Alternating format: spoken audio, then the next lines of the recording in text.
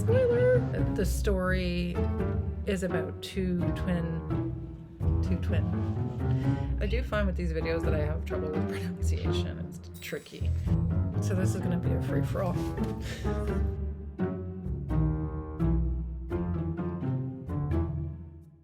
Hi everyone, it's me, Jess.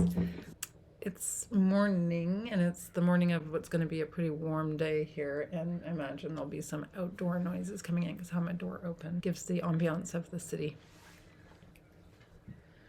So I'm here to talk about some of the books that I read in March, and in particular ones that I read for the Damn Readathon. This is my wrap-up. The Vanishing Half takes on the topic of passing, about twin sisters in, I believe, the 1950s. And so they grew up in a small southern black community called Mallard. They run away when they're 16. And they initially go to New Orleans. Their lives take very separate paths because, so one of the sisters, Stella, there are two sisters, Stella and Desiree, and Stella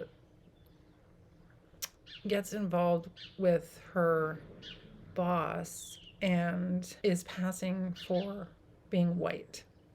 And then just in the way that her life unfolds, and it implies also sort of intentionally, because she had experimented with passing in a nearby town, that she goes ahead and decides that she's going to present herself in the world as white.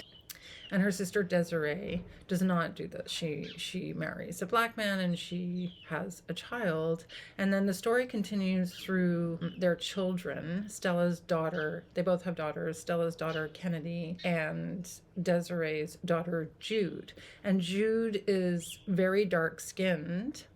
And Kennedy believes she's white, doesn't even know about her mother's past. I don't want to give too much of the story away, but Jude finds Kennedy, and there's a sub-story of Jude, who I really, really like as a character. There's a subplot story about her and her relationship, which I actually had a hard time with because the subplot of Jude's story and the relationship that I don't think it's as well developed as I would have liked it to be.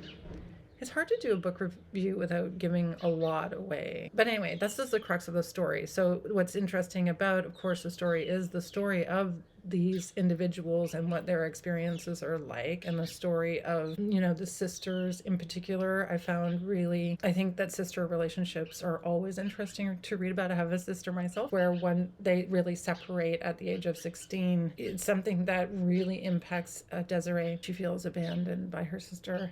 That part of the story is very interesting to follow. Of course, the social commentary is very interesting as well. But there is something about, so the main story of the twins and their children and the implications of the separation of the twins and the idea of passing and the sacrifices that it entails, along with the benefits that are involved with being white and passing for white, and the comparison of the two sisters' lives, and then also obviously the comparison of their daughters' lives in particular, because Jude is very dark-skinned and Kennedy is white, so it gets amplified through the second generation. That distinction is great. But then the sub-stories about the characters and some of the characters' development, I would have liked to have seen a bit more of. I really thought the development of Stella's character was very strong, and the development of Jude's character was very strong. And there's a lot of discourse and discussion about not just race, but also the relationship between men and women. And that's very similar, I think, to Passing, which I read because I had heard that this book was based on Passing. But I think it's more accurate to say that it was probably inspired by. It has some really interesting observations on men and power and whiteness and privilege and power. And I also thought the ending was lacking. It's the kind of ending that allows you to draw your own conclusions. But I wanted to see more kind of openness, and maybe maybe the effort was to try to make it reflective of the reality but I wanted there to be more openness and more development of the relationship between Jude and Reese. Those were the sort of the weak points for me for the book. As you guys know, I don't really like to give ratings for books or stars for books. If I had to give this a rating or a star, I think I would give it a 4. But Stella's character, from Stella's perspective, Stella's the twin that decides to pass. She makes friends, actually. So she has a very affluent lifestyle. She marries someone wealthy. They move into a wealthy neighborhood, and in a part of the story, a black family is moving into this predominantly white suburban neighborhood, and it's set in the 50s, and it's about the community's response to this black family moving into the white neighborhood, and Stella herself responding, knowing that she's black by birth, but that she's passing as white. Befriends this black woman, this woman Loretta, and so it's really forcing her to reflect, and she makes a connection with this woman Loretta. It reminds me so much of Nella Larsen's novel, and they become friends, but then the community kind of is questioning, why are you so close, why are you friends? And Stella's nervous about being discovered or somehow getting someone figuring it out, like having to keep that secret is predominant, that idea of being something that you're not, but then also being attracted to the community of your origin. So that's a similar theme, and I guess it is really definitive of the whole concept. So she says, at first passing seemed so simple. She couldn't understand why her parents hadn't done it. But she was young then. She hadn't realized how long it takes to become somebody else, or how lonely it can be living in a world not meant for you. Again, like, you know, the reflection there that the world doesn't have space for people of color, or that the world is designed, and similarly for women, I think as well, that the world is designed for white people, by white people, and men for men. Still the case now. This is set in the 1950s, but of course we know exactly, I mean, you could even ask the question of if it's worse now rather than better, but for sure the same themes, the same issues exist now. I think she had a little bit of trouble with the time periods or the eras. There was one point in the story, modern times, I think in the 80s, when the story is more about Kennedy and Jude, and I just had trouble with it. It wasn't reflective of my recollection of the 80s. I think it's hard for someone to go back and really be able to write about a certain era as you realize how difficult that is. You know. Oh, she comments on the way it feels to be truly white, and there's a very clear moment of distinction about the impact of white privilege, where she's thinking about telling Loretta. She has a moment of wanting to tell Loretta the truth, but then could later deny it if Loretta ever let her secret kind of out of the bag. So she could, but she could later have the privilege of denying it, and that when it came down to it, if someone were to believe a black woman or a white woman, they would believe the white woman over something that was just two people's one word against the other. And I thought that was so accurate. Of course, the relationship between Stella and Desiree is a little bit heartbreaking in a way, because, you know, they're sisters, and especially for Desiree, she feels really rejected by Stella, and near the end of the book, there's sort of a reunion. They're having a conversation, and basically Desiree is like, you know, how did you do it? How were you able to just walk away from your family and your roots? Stella's explanation is, well, you know, once you're in, you have to keep going, especially if you have a child. You know, it's like that kind of wall of secrets that you can't really break it. The consequences are just too dangerous, or feel too dangerous to the way a life has been built. And Desiree's response is like, yeah, but what about your family? Like, what about me? What about your sister? What about us? Like the rest of your family? And the betrayal of that is very strongly felt by Desiree. And she says, well, you know, Stella's like, well, I had a child, I had a daughter. And Desiree is questioning that, like, why is the daughter more important than the sister? Because she feels so rejected. So she says, well, but she doesn't say, but she's thinking like, but what was different exactly? A sister easier to shed than a daughter, a mother than a husband? What made her so easy to give away? So there's so much unspoken, and there's so much unsaid here. And there's so much rejection. So not only does Stella is doing something that she sees in the world around her that reflects a better life, and she wants a better life, and she pursues it, but the pursuit of the better life does mean rejecting her identity as a Black woman and rejecting her family, and in particular rejecting her twin sister. And of course Desiree grapples with understanding that. She has a really difficult time understanding how that's even possible. There's a part of the story too, which is about Stella wanting more for her life than just being a wife.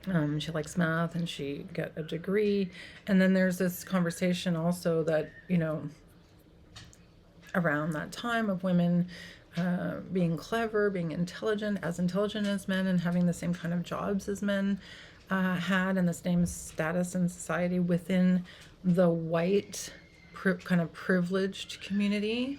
That was a conversation that was going on. So it's interesting to look at the differences there between what even options were open for white women versus not being open at all, even for Black women. And then the power dynamics between men and women, and the threat that an intelligent woman would present to a man, and that being the explanation as to why it's just all about power. He wants it and he doesn't want you to have it.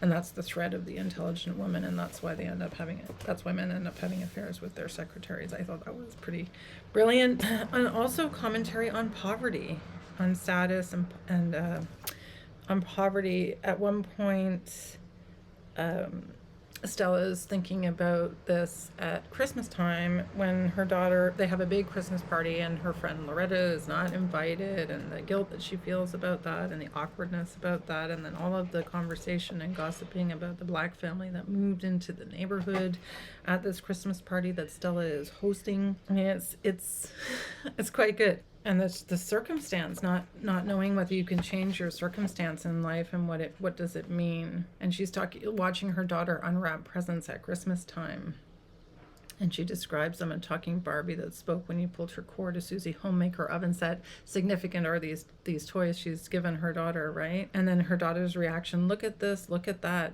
She must have been such a good girl this year, unlike all those rotten poor children staring at empty trees, who must have deserved it. Bad because they were poor, poor because they were bad. I mean, very good. So lots of really astute observations in this novel, as well as a very interesting story. There's a character, Barry, who's part of Jude and Reese's sphere of their world.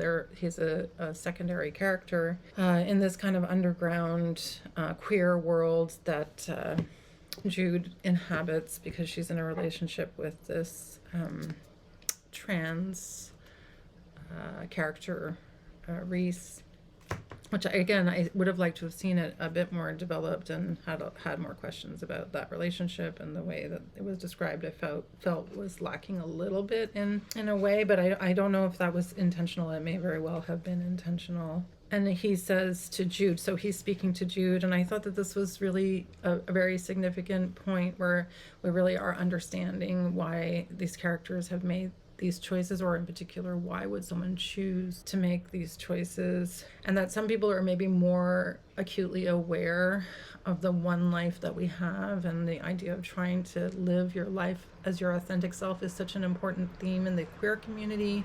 And then you have Stella, who is kind of rejecting her authentic self or her origins to try to have a better life. Like, there's so much in here. So, but anyway, Barry says to Jude, he says, you know, this big old world, and we only get to go through it once. The saddest thing there is, if you ask me. You know, and so that idea of not having a life that is fulfilling, or not living to your potential, or not being able to be yourself in the world, or when you are yourself in the world, that it means that your life you're going to suffer, you're going to be poor, you're going to be abused because you're Black, you're going to be ostracized. So definitely an excellent read. Had a little bit of a trouble with the development of some of the characters. Would have liked to have seen a bit more of the relationship between Reese and Jude, and would have liked a different type of an ending. So, but I will leave it there. I think everybody should read this book, and I would love to hear what you think of it. Let me know. Sometimes I have a book where it's like I get 100 pages to the end and I want to DNF it, but then I'm like, only 100 pages to the end, so I might as well just finish it. So this is Sanatorium. Oh, I wanted this book to be so much like so many people. I think it was a really great idea. the characters find themselves in this hotel that was formerly a sanatorium. There's a snowstorm and there are avalanches and they're locked in. They can't get out of the building. And so it creates the perfect circumstances for a thriller because there's no way out and there's no way for safety to come. And I was really expecting it to be pretty exciting. And I'm not to say that it wasn't exciting, but I don't know what it was about the book. I found that it just, I was fine with it. Honestly, I was into it up until probably like when I started to see where it was going. The ending wasn't predictable, but also when you don't have a predictable ending and you kind of identify different characters that could be the killer, and then of course they're not the killer because those are red herrings, you end up having to do something kind of off. And in this case, what she does that's off is just not, to me, not realistic at all. And it just made me angry. It doesn't make sense to me at all. I didn't like it. It just seemed completely implausible. I hated the ending.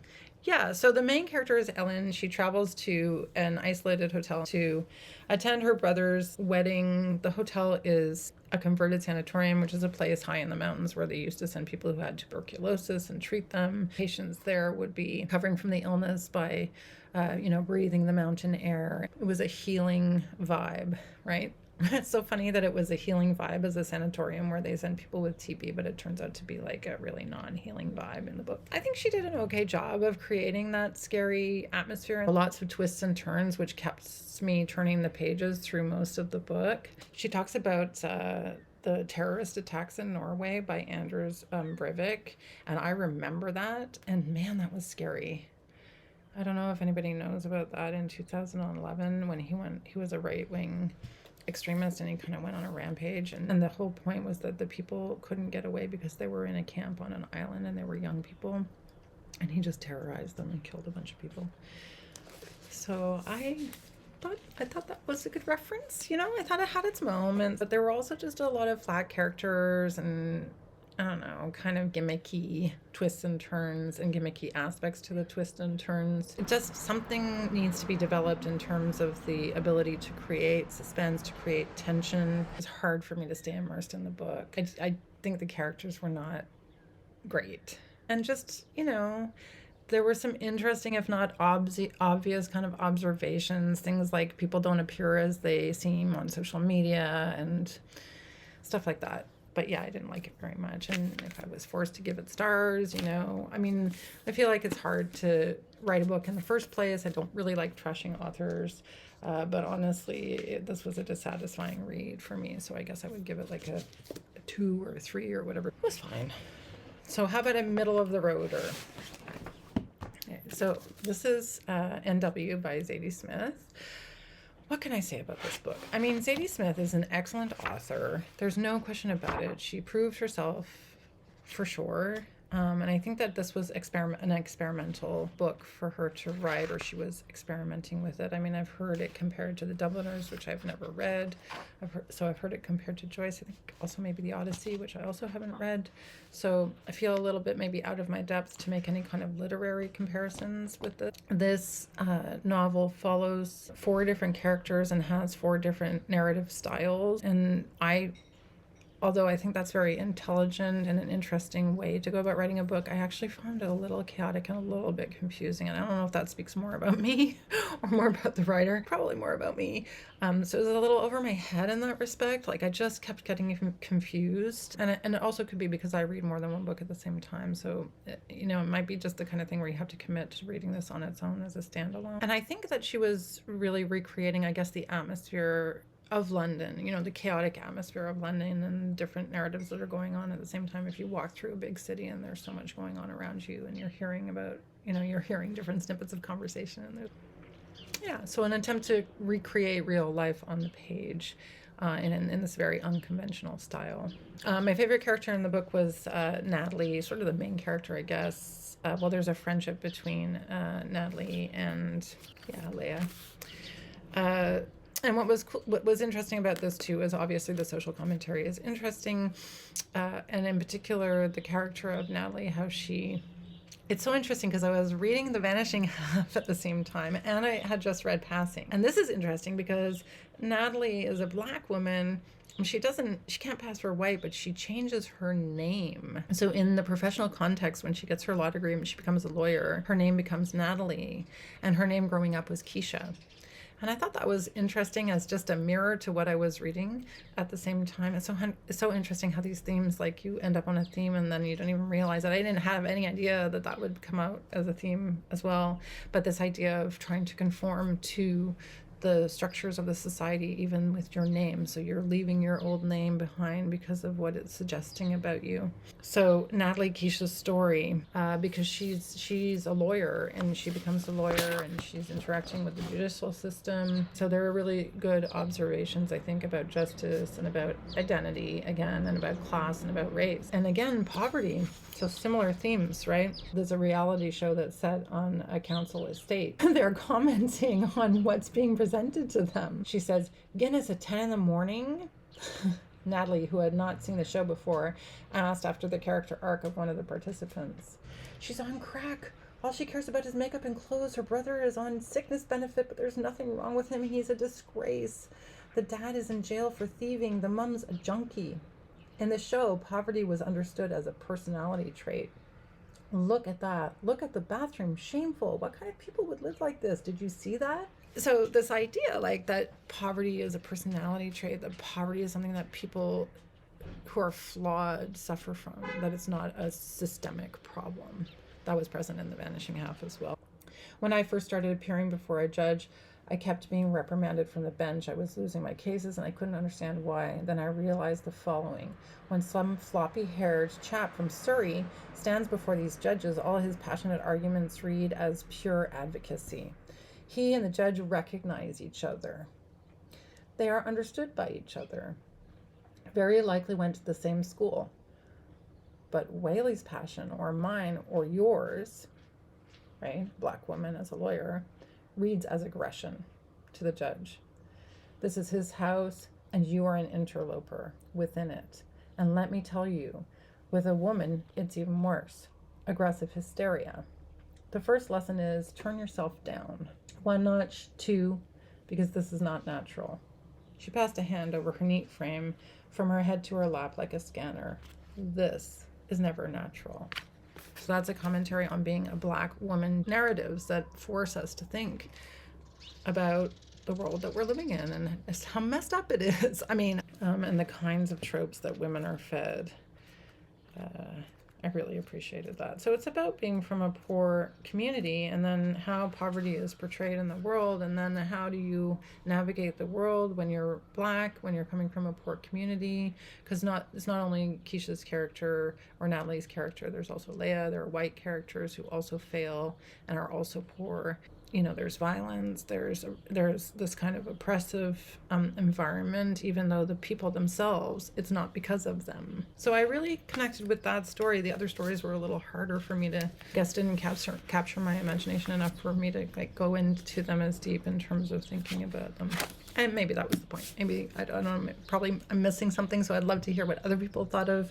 Like, I really felt confused reading the book. I thought the pacing was a little bit off, because given that I liked certain parts of it and that I really disliked other aspects of it, I mean, I think you have to decide at some point whether the points that you like or appreciate about a book outweigh the things that you didn't like about a book. It's very hard for it to always be a home run. I don't know. I guess I would give it somewhere between a 3 and a 4, because you're trying to balance out those differences, but it doesn't mean that it wouldn't be worthwhile for someone else to read. So on to a book that I love. Some people love this book, some people hate this book. It's Wuthering Heights, obviously. Okay, so this was a reread for me. I read it when I was in high school. It was for the prompt, read a book that's a romance within another genre, but I think you could arguably say that this is not a romance. I don't know. More than anything else, I think it's a tragedy. And I think that what's tragic about Wuthering Heights is these characters' lives and the abuse that exists in their lives and how the abuse carries on from one generation to the next. And I think it's a really good commentary on, you know, isolation and the times, but also education and your place in a household, maybe reflective of your place in a society, and then what are the lengths that you have to go to survive, and what are the lengths that you have to go to gain. And Heathcliff is like, this really disliked character. The assumption is that he's black, or perhaps some other race, we don't know, but definitely an orphan, so definitely rejected, is adopted into the family and then is still rejected. I mean, I'm not going to do a whole summary of the story, because I'm just assuming that people already know the story of Wuthering Heights. So this is the only book written by Emily Bronte, and it is a classic that's distinct from other classics because characters are very dislikable to most people, although I would disagree. I think that the characters are flawed and do terrible things. Characters like Kathy and Heathcliff, and how they behave, and even Linton, they're so badly behaved. But I think that this is a story about abuse, and it's a story about people who've been abused, who've been rejected, and who are forced to make choices that they don't feel free. They don't feel like they can pursue the things that they want. Kathy can't be with Heathcliff because she makes the decision that most women have to make, which is to marry someone who can provide for her. It's a whole set of characters who are kind of trapped, and of course the set in a remote location on the moors, and there's a kind of there's a quality to that makes it more dark and more stormy and more tumultuous, and they're more isolated from the rest of the world. So they don't have the restriction of the society to rein them in terms of their behavior. So I adored this book. I love how human the characters are. I love all their flaws. I love how misbehaved they are. Not because I think misbehavior is a positive thing, obviously not, but I think it's very realistic, and it's very important in terms of describing the torment that these characters experience and then how they act out. I think that this book probably just deserves its own kind of analysis and its own presentation in terms of why do you love or why don't you love Wuthering Heights. A lot of people dislike that the narrative is told from the perspective of one of the servants, Nellie, and I don't have a problem with that at all. I really like the outside observer telling of the story. I feel like it gives some distance from the horrible things that are being described, and I think that was intentional, because it's painful enough from the perspective of the observer to see the abuse, to not know whether to intervene or not intervene, or sometimes intervene. I mean, I think Nell herself as a character is really interesting, having no power, being a servant, and having to it's Nellie, having to observe, and also kind of feeling responsible for the care of these children and the well-being of these people. So I really think that was a distinct decision and a positive one on the part of Emily Bronte. She tackles just some incredibly challenging human behavior and human interactions in this book, that cycle of abuse. And usually the reality is that they lash out and they are abusive themselves, and that's exactly what is being told in the story of Wuthering Heights. And that's why I think it was a brave book to write at that time. So it's not really a love story, is it? As with any good book, it's a social commentary. So we're not mincing words here. We're talking physical abuse, okay? Heathcliff glanced at me, at Nellie, because she's the narrator, a glance that kept me from interfering a moment. Catherine was too intent on his fingers to notice his face. This is the younger Catherine. This is in the second half of the book, which is, in my opinion, the most interesting part of the book. Catherine was too intent on his fingers to notice his face. He opened them suddenly and resigned the object of dispute, but ere she had well secured it, he seized her with the liberated hand. They're fighting over a key. And pulling her on his knee, administered with the other a shower of terrific slaps on both sides of the head, each sufficient to have fulfilled his threat, had she been able to fall. It's abuse, straight up abuse, right? He was abused. He abuses her. Catherine before her mother was abusive. If anything, the really only redeeming character would be the younger Catherine and the younger Hareton, who are the children who end up being sort of, I guess, the beacon of hope, because there's this idea of can the younger people overcome the abusive situation. I think that's something that I thought about when I was reading it. These are despicable characters, but there are characters who abuse because they were abused themselves. It sucks you right in. These are real people. All of the characters are so interesting. And there's all this mystery about, is the narration accurate? How embellished is it? I could talk about Wuthering Heights for a really long time. Obviously, there's so much to discuss in this book. Like, just the way she captures everyone's emotion. Catherine's outburst, let me alone, sobbed Catherine. If I've done wrong, I'm dying for it. It is enough. You left me too, but I won't upbraid you. I forgive you. Forgive me. So this is the scene in chapter 15, this famous scene between Heathcliff and Catherine, the original, come together and kind of confront Catherine's abandonment of Heathcliff and the way she feels that she had no choice. I guess it is a love story. This isn't a really interesting comment by Nellie, which I think is also so accurate about abuse and about violence and about revenge, and when people are caught up in those feelings, take over their lives because of the way that they have been treated, like Heathcliff. She says, I'd be glad of a retaliation that wouldn't recoil on myself, but treachery and violence are spears pointed at both ends. They wound those who resort to them worse than their enemies. I think that's so true. The person who's obsessed with revenge, the person who's tormented by that feeling of injustice and how to regain their footing, how to come back from it, they're tortured and then they lash out. But that's the idea that they're wounded and they're hurting. So I think, on a superficial read of Wuthering Heights, you could say these are horrible characters.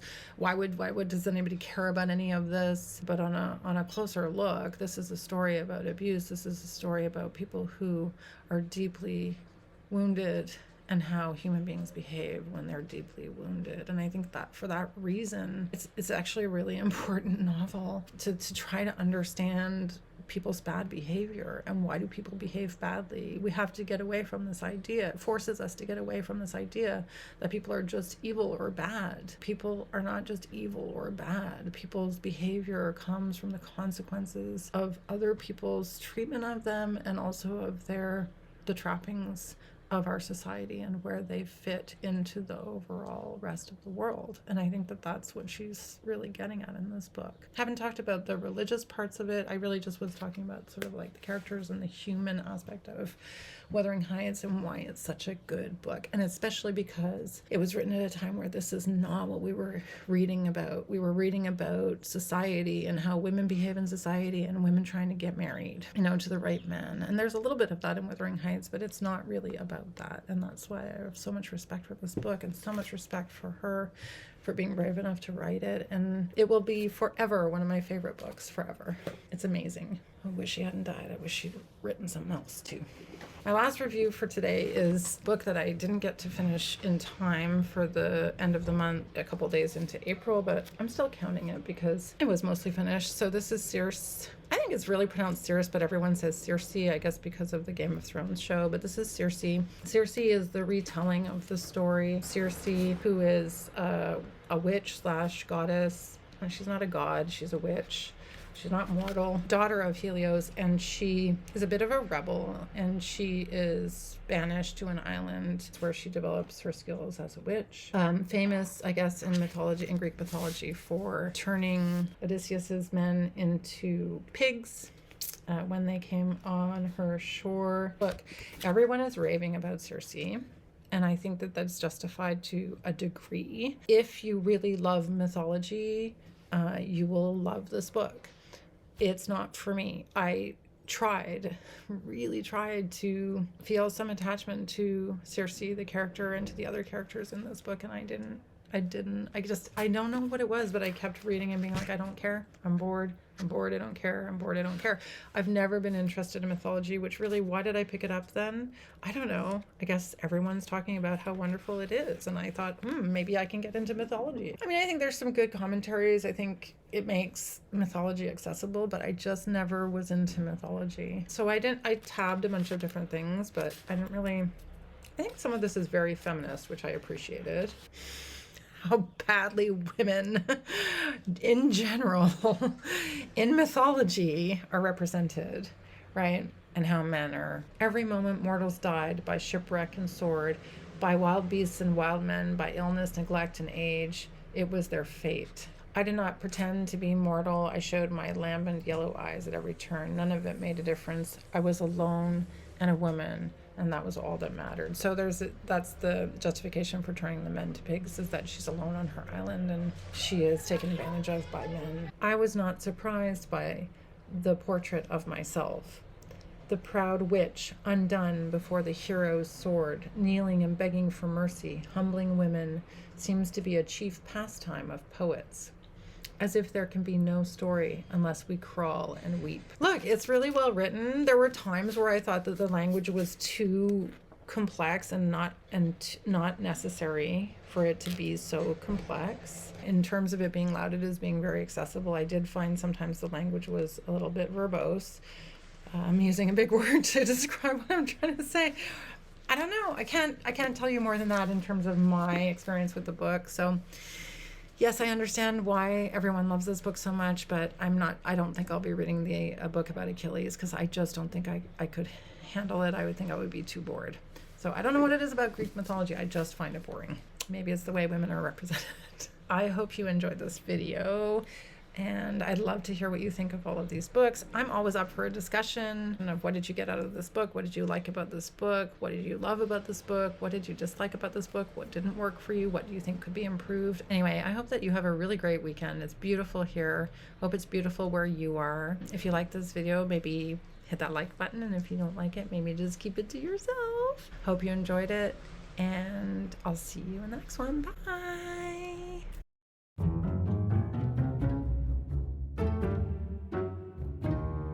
Odysseus's men. Oh my God, I hope I say Odysseus right. Okay, so I know I talk a lot.